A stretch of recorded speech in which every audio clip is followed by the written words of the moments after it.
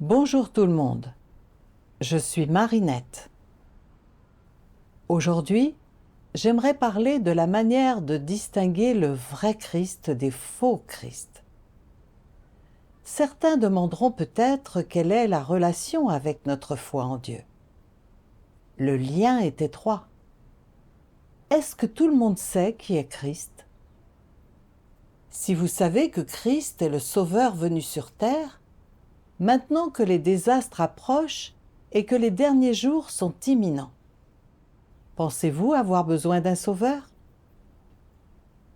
Si vous avez besoin d'un sauveur, savez-vous de quel sauveur vous avez besoin pour être sauvé?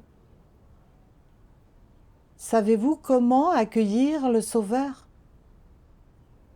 Pensez-vous que ce soit important et pertinent pour vous?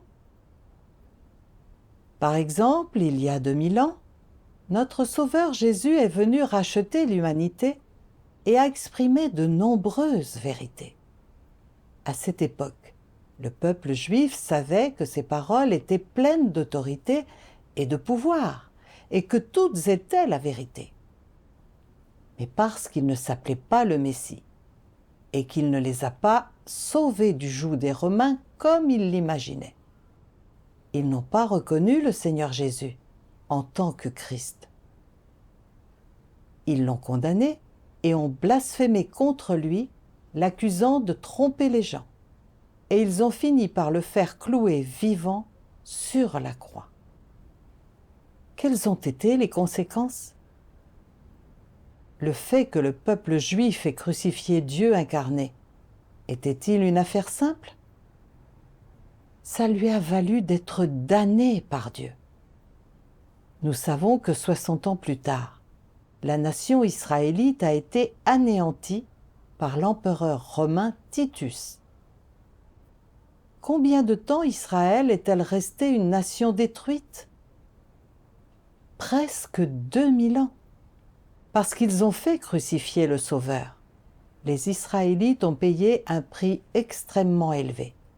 Alors, l'accueil du Sauveur n'est-il pas essentiel? Qui peut se permettre d'offenser le Sauveur sur terre?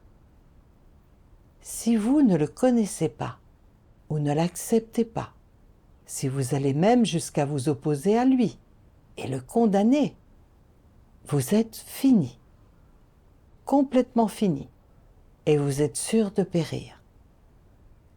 Si vous voulez être sauvé et survivre au désastre, vous devez accepter le Sauveur.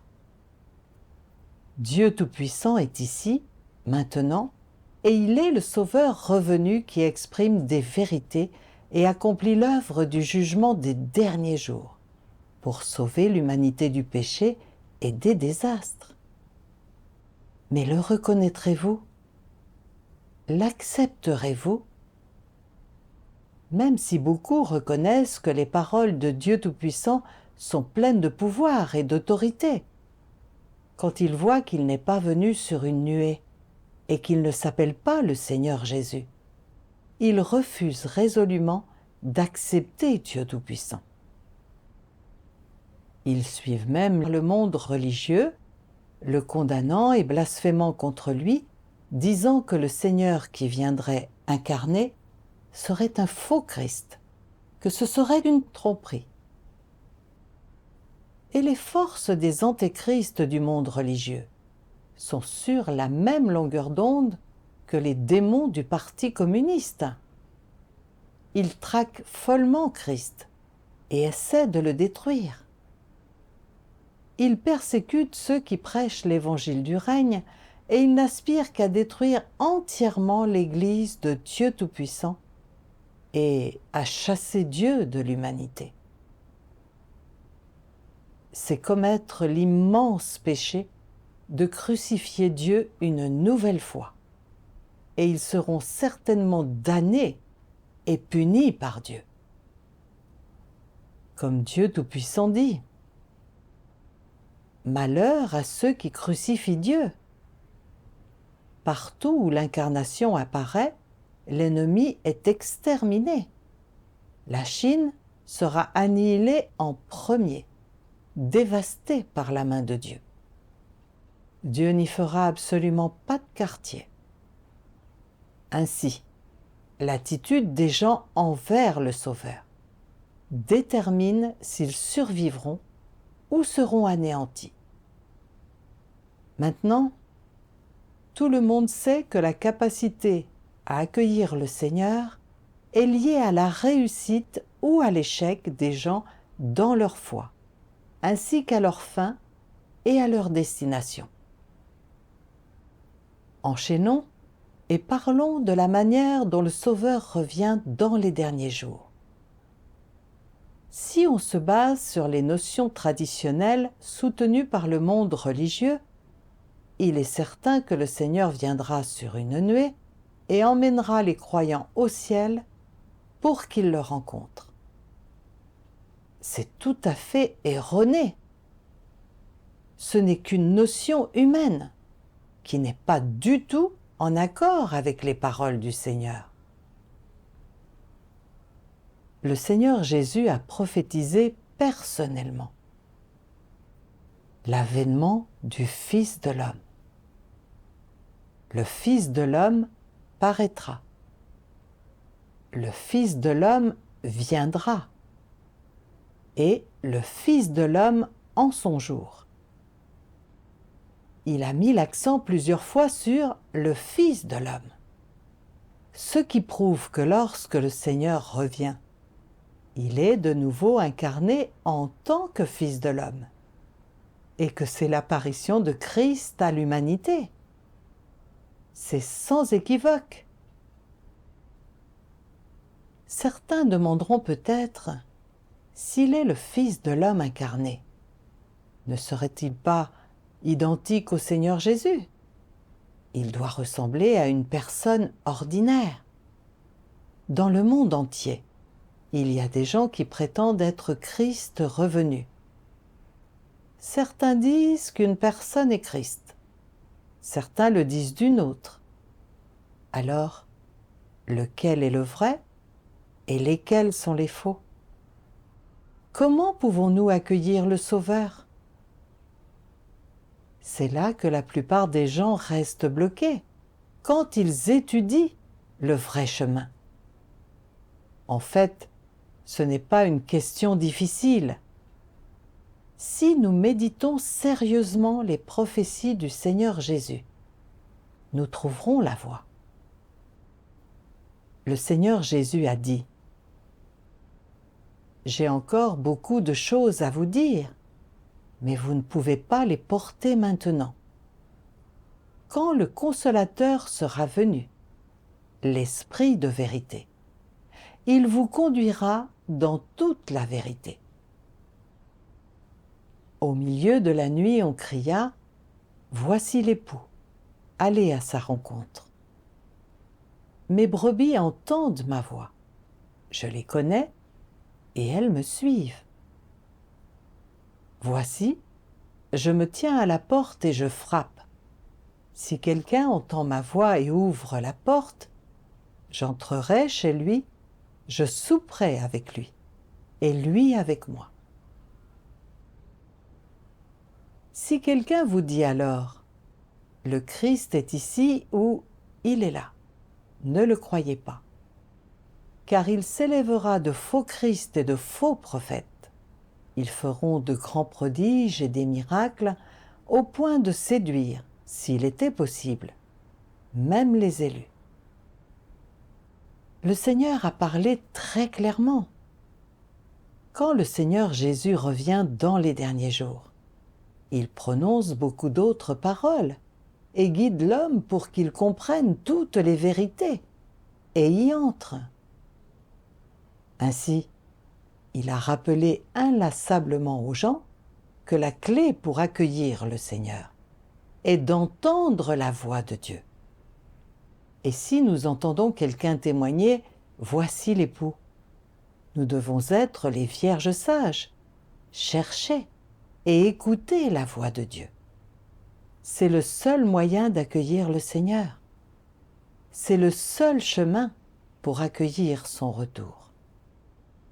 Christ est revenu dans les derniers jours, alors bien sûr, il exprime d'autres vérités pour le salut de l'humanité. Quant au faux Christ, il ne compte que sur le fait de montrer des signes et des prodiges pour tromper les gens. C'est le principe fondamental que le Seigneur Jésus nous a donné pour distinguer les faux Christ du vrai Christ. D'après ce principe, nous pouvons savoir si nous avons affaire au vrai ou à un faux Christ en découvrant s'il exprime la vérité. S'il en est capable, il doit être Christ. Ceux qui ne peuvent pas exprimer la vérité doivent être de faux Christ. Si quelqu'un prétend être Christ mais ne peut exprimer aucune vérité, ne s'appuyant que sur des signes et des prodiges, c'est sans aucun doute le masque d'un mauvais esprit, un faux Christ, venu pour tromper les gens. Quand on se fie aux paroles du Seigneur Jésus, pour distinguer le vrai Christ des faux, c'est très simple, non?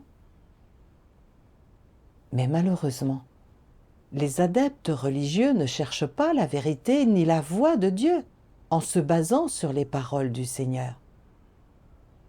Ils ont si peur d'être trompés par un faux Christ qu'ils ne cherchent même pas l'apparition et l'œuvre du Seigneur. N'est-ce pas scier la branche sur laquelle on est assis? Économiser 1 franc et en prodiguer 1000? Ils s'agrippent aveuglément aux Écritures concernant la venue du Seigneur sur une nuée, condamnant et rejetant l'œuvre de Christ des derniers jours. Du coup, ils perdent leur chance d'accueillir le Sauveur et tombent dans les désastres. N'est-ce pas la conséquence de leur bêtise et de leur ignorance? Ça accomplit ces versets de la Bible. Les insensés meurent par défaut de raison. Mon peuple est détruit parce qu'il lui manque la connaissance. Quant à la manière de distinguer le vrai Christ des faux, approfondissons le sujet grâce aux paroles de Dieu Tout-Puissant. Dieu Tout-Puissant dit: le Dieu incarné s'appelle Christ, et Christ est la chair que revêt l'Esprit de Dieu. Cette chair ne ressemble à aucun homme qui est de chair. Christ n'est pas de chair ni de sang. Il est l'incarnation de l'Esprit. Voilà la différence. Il possède à la fois une humanité normale et une divinité complète. Sa divinité n'est possédée par aucun homme. Son humanité normale sustente toutes ses activités normales dans la chair, tandis que sa divinité réalise l'œuvre de Dieu lui-même. Dieu devenu chair est appelé Christ, et ainsi, Christ qui peut donner la vérité aux gens est appelé Dieu. Il n'y a rien d'excessif à ce sujet, car il possède l'essence de Dieu, et possède le tempérament et la sagesse de Dieu dans son œuvre, qui sont inaccessibles à l'homme. Ceux qui s'appellent Christ, mais ne peuvent pas faire l'œuvre de Dieu, sont des imposteurs. Christ n'est pas seulement la manifestation de Dieu sur la terre, mais aussi la chair particulière assumée par Dieu pendant qu'il réalise et accomplit son œuvre parmi les hommes. Cette chair ne saurait être supplantée par un homme quelconque, mais c'est une chair qui peut entreprendre adéquatement l'œuvre de Dieu sur la terre et exprimer le tempérament de Dieu et bien représenter Dieu et donner la vie à l'homme. Tôt ou tard, ceux qui se font passer pour Christ tomberont tous, car bien qu'ils prétendent être Christ, ils ne possèdent rien de l'essence de Christ. Et donc, je dis que l'authenticité de Christ ne peut pas être définie par l'homme, mais elle est traitée et décidée par Dieu lui-même. Celui qui est l'incarnation de Dieu doit posséder l'essence de Dieu. Et celui qui est l'incarnation de Dieu doit posséder l'expression de Dieu. Puisque Dieu se fait chair, il doit apporter l'œuvre qu'il projette de faire, et, puisque Dieu se fait chair, il doit exprimer ce qu'il est, et doit être capable d'apporter la vérité à l'homme, de lui donner la vie, et de lui montrer le chemin. La chair qui n'a pas l'essence de Dieu n'est résolument pas le Dieu incarné. Il n'y a pas de doute à ce sujet. Si l'homme projette de se renseigner pour déterminer s'il s'agit de la chair de Dieu incarnée, alors il doit le confirmer par le tempérament qu'il exprime, ainsi que par ses paroles. Autrement dit, pour confirmer qu'il s'agit de la chair de Dieu incarnée ou non, et que c'est le vrai chemin ou non, l'on doit réfléchir en se basant sur son essence. Et ainsi, pour déterminer s'il s'agit ou non de la chair de Dieu incarnée, le point essentiel est son essence, son œuvre, ses déclarations, son tempérament et bien d'autres aspects, plutôt que son apparence. Si l'on ne scrute que son apparence, et qu'en conséquence on oublie son essence, alors cela montre que l'on est aveugle et ignorant. Certains sont possédés par des esprits mauvais et crient avec véhémence « Je suis Dieu ». Pourtant, à la fin ils sont révélés, car ils sont dans l'erreur quant à ce qu'ils représentent. Ils représentent Satan, et le Saint-Esprit ne leur prête aucune attention. Que tu t'exaltes à l'extrême, ou que tu cries à tue-tête, tu es toujours un être créé, et tu appartiens à Satan. Tu ne peux pas créer de nouvelles voix, ou représenter l'Esprit. Tu ne peux pas exprimer l'œuvre de l'Esprit, ou les paroles qu'il dit. Tu ne peux pas faire l'œuvre de Dieu lui-même, ou celle de l'Esprit. Tu ne peux pas exprimer la sagesse, la splendeur et l'impénétrabilité de Dieu, ou tout le tempérament par lequel Dieu châtie l'homme. Il serait par conséquent inutile de prétendre être Dieu. Tu aurais seulement le nom et rien de l'essence. Dieu lui-même est venu, mais personne ne le reconnaît. Tout de même, il continue son œuvre et il le fait en représentant l'Esprit. Que tu l'appelles homme ou Dieu, le Seigneur ou Christ, ou que tu l'appelles sœur, peu importe, mais l'œuvre qu'il fait est celle de l'Esprit et représente l'œuvre de Dieu lui-même. Il ne se soucie pas du nom par lequel l'homme l'appelle. Ce nom peut-il déterminer son œuvre? Peu importe comment tu l'appelles. Du point de vue de Dieu, il est la chair incarnée de l'Esprit de Dieu. Il représente l'Esprit, et l'Esprit l'approuve.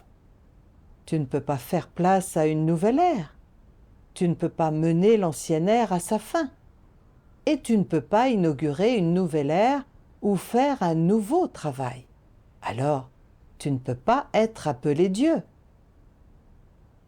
Si en ce jour, il émergeait une personne capable de manifester des signes et des prodiges, et de chasser les démons, de guérir les malades, et d'accomplir beaucoup de miracles, et si cette personne affirmait qu'elle est Jésus qui est venu, alors ce serait de la contrefaçon, générée par les mauvais esprits, qui imitent Jésus. Souviens-toi de ceci. Dieu ne reprend pas la même œuvre. L'étape de l'œuvre de Jésus a déjà été réalisée, et Dieu ne va plus entreprendre cette étape de l'œuvre.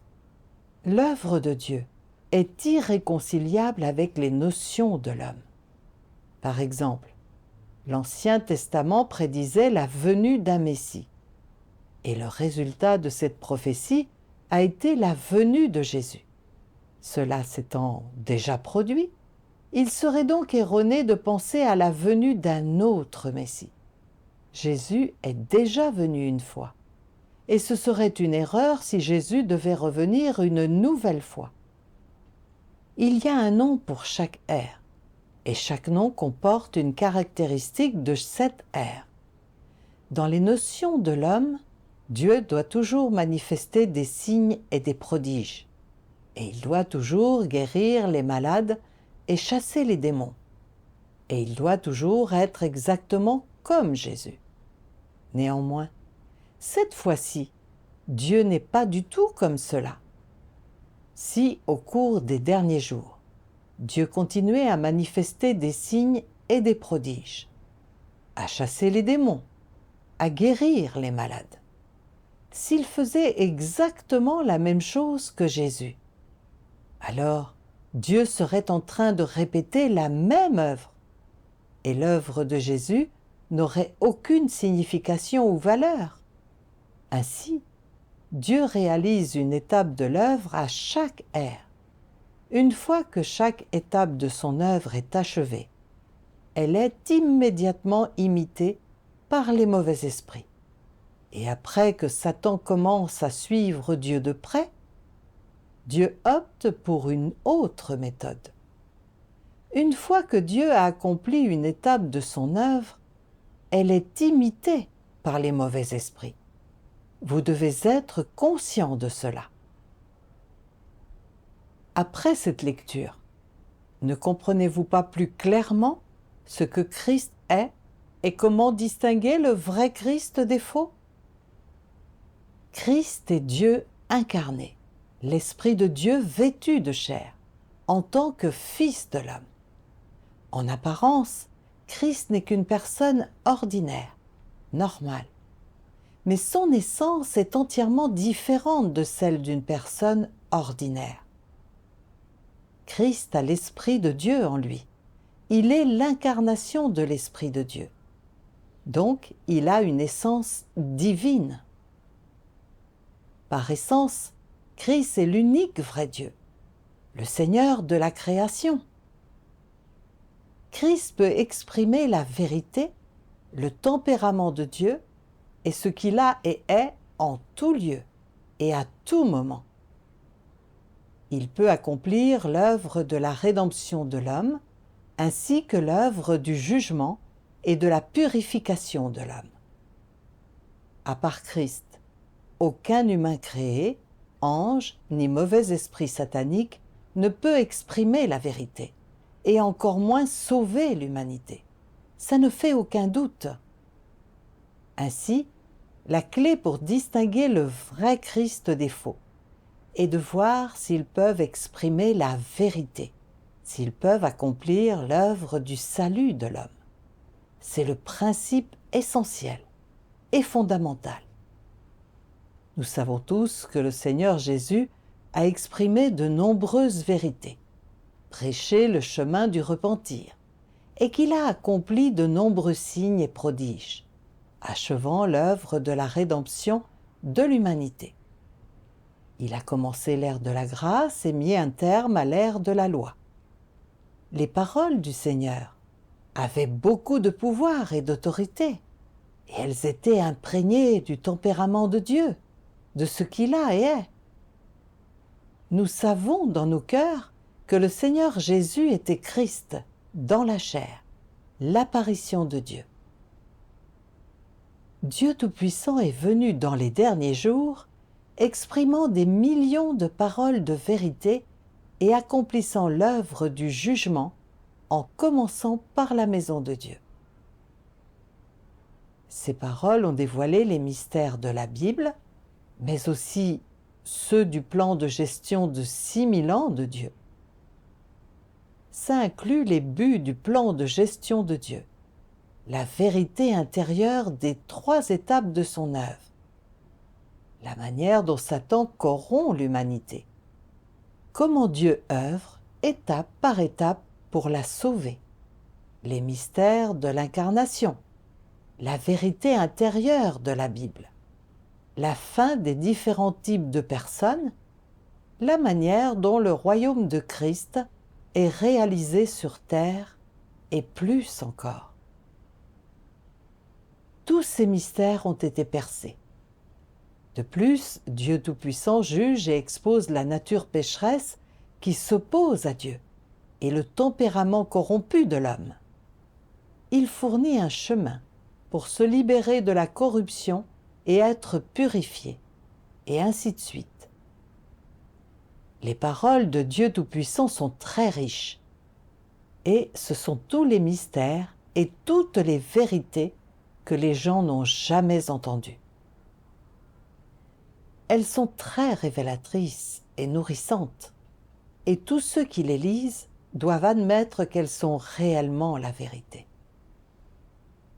Les élus de Dieu expérimentent le jugement de ces paroles et comprennent de nombreuses vérités. Ils sont progressivement purifiés de leur corruption, livrant des témoignages retentissants de rejet du péché et de triomphe sur Satan. Ça accomplit la prophétie du Seigneur Jésus. J'ai encore beaucoup de choses à vous dire, mais vous ne pouvez pas les porter maintenant. Quand le Consolateur sera venu, l'Esprit de vérité, il vous conduira dans toute la vérité, car il ne parlera pas de lui-même, mais il dira tout ce qu'il aura entendu, et il vous annoncera les choses à venir. Ça prouve que Dieu Tout-Puissant est l'Esprit de vérité. Il est l'apparition de Christ des derniers jours, le Sauveur venu sur terre. Maintenant, je pense qu'il est évident pour tout le monde que Dieu Tout-Puissant est Christ, le Sauveur. Ce ne sont pas que des mots. C'est prouvé par les vérités qu'il exprime et l'œuvre qu'il accomplit. Et les faux Christ, ils passent leur temps à crier « Je suis Christ ». Vous pouvez leur demander « Pouvez-vous exprimer la vérité ? Pouvez-vous révéler la vérité de la corruption de l'homme ? Pouvez-vous sauver l'humanité du péché ? Ils ne peuvent rien faire de tout cela.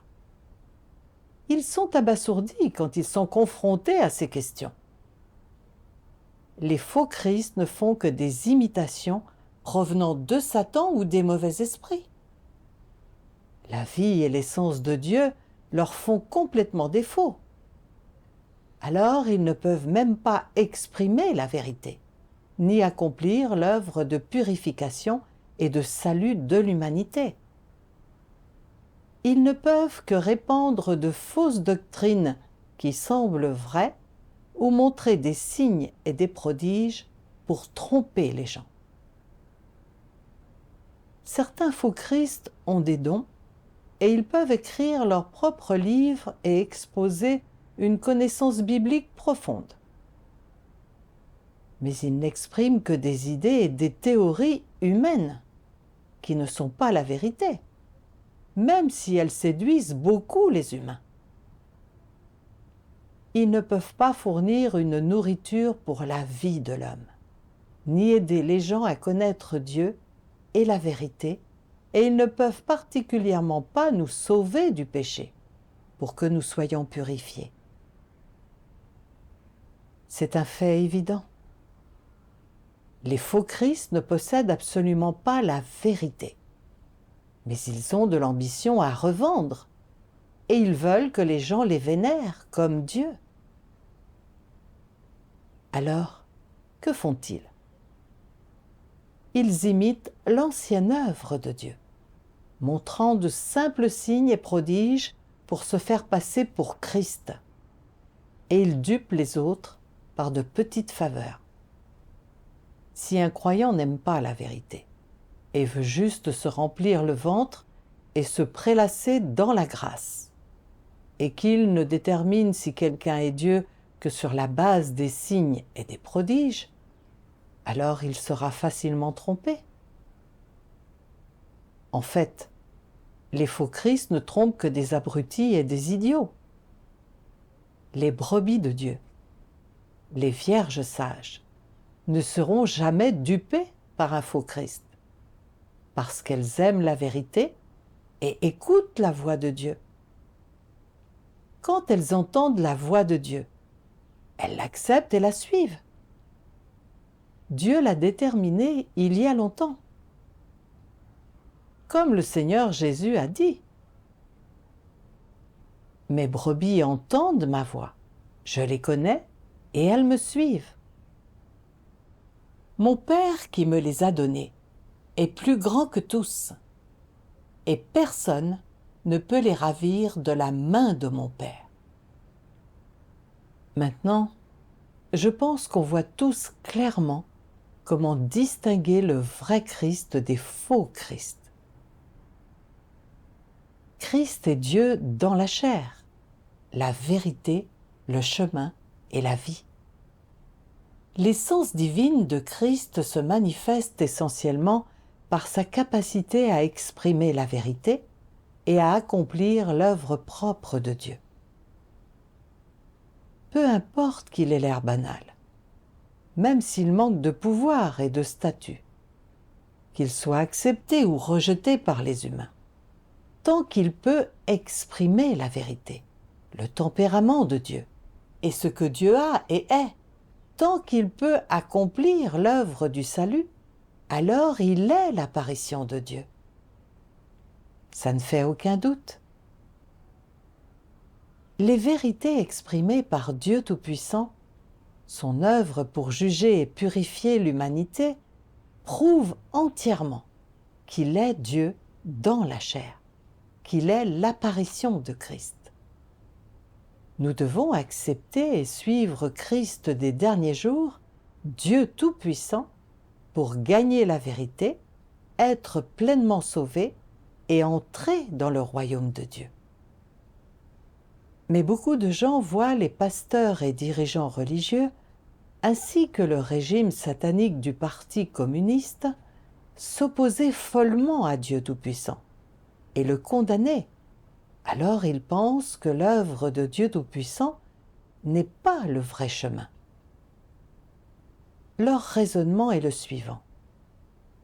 Si c'était l'œuvre de Dieu, tout se passerait sans heurts et tout le monde serait entièrement convaincu.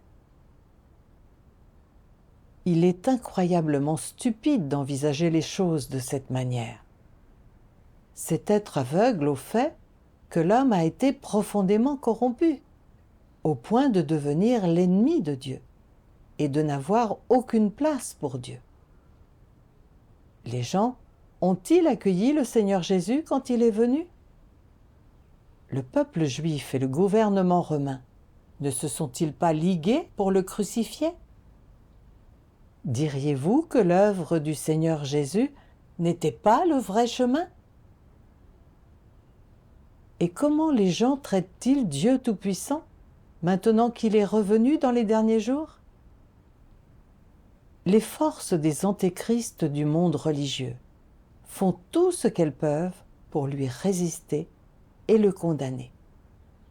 Le régime satanique du PCC le traque follement, employant toutes les tactiques possibles pour anéantir l'apparition et l'œuvre de Dieu.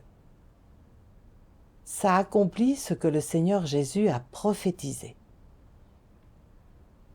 Car, comme l'éclair resplendit et brille d'une extrémité du ciel à l'autre, ainsi sera le Fils de l'homme en son jour.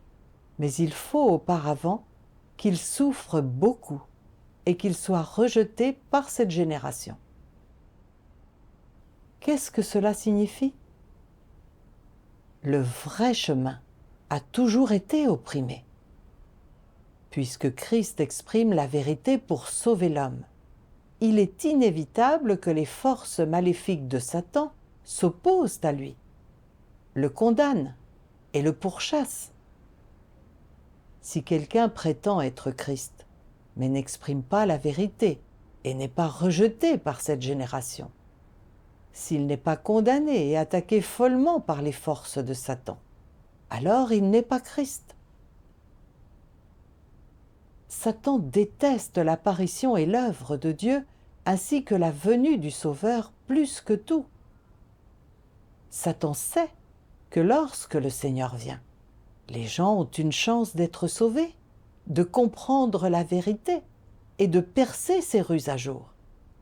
Alors, ils peuvent gagner en discernement, le rejeter, se tourner vers Dieu et être gagnés par Dieu. Alors Satan est pleinement vaincu et son dernier jour est imminent.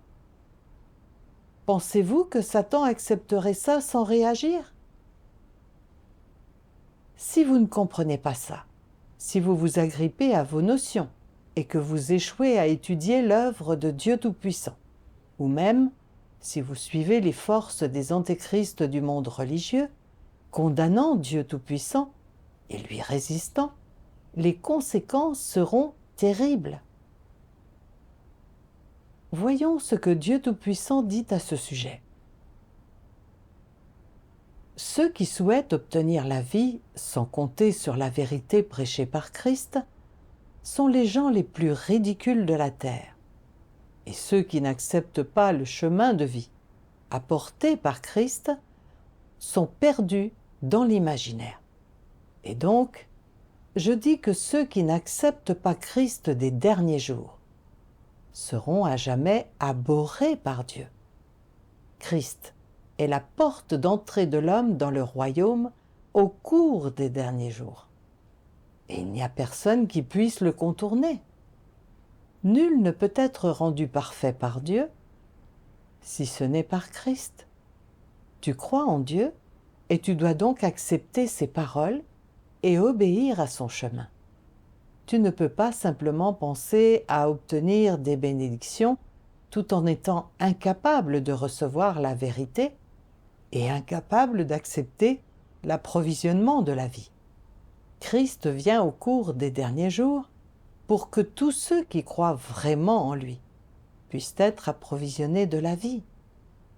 Son œuvre sert à terminer l'ancienne ère et à entrer dans la nouvelle, et son œuvre est le chemin qui doit être pris par tous ceux qui entreraient dans la nouvelle ère. Si tu n'es pas capable de le reconnaître, mais le condamnes plutôt, blasphème contre lui, ou même le persécute, alors tu es condamné à brûler pour l'éternité et à ne jamais entrer dans le royaume de Dieu. Car ce Christ est lui-même l'expression du Saint-Esprit, l'expression de Dieu, celui qui a été chargé par Dieu de réaliser son œuvre sur la terre. Et donc, je dis que si tu ne peux pas accepter tout ce qui est fait par Christ des derniers jours, alors tu blasphèmes contre le Saint-Esprit. La rétribution qui doit être subie par ceux qui blasphèment contre le Saint-Esprit est évidente pour tous.